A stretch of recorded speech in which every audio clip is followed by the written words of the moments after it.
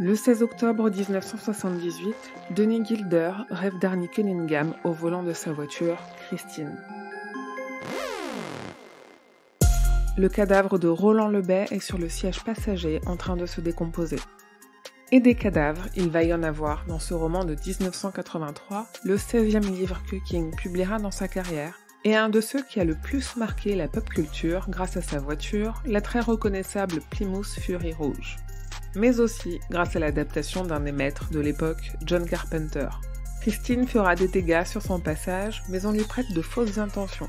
Injustement qualifié de roman qui dénonce la jalousie et la possessivité, des femmes notamment puisque Christine est un prénom féminin, ça n'a jamais été le propos de King dans cette histoire. L'érotisme et les sous-entendus sexuels de cette histoire ne viennent que de son adaptation, jamais du récit de King. Lui, à cette époque, il publie des histoires telles que La Presseuse, Machine divine à traitement de texte ou encore Poids lourd.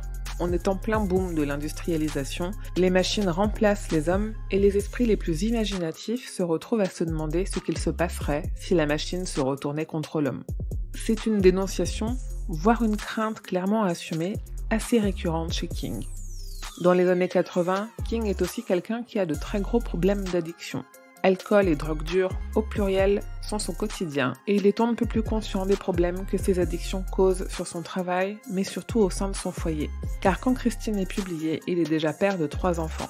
Christine est un récit d'addiction, celle de la voiture envers son propriétaire, celle d'Arnie envers sa voiture, et aussi celle de Dennis envers son ami qu'il ne veut pas voir s'éloigner.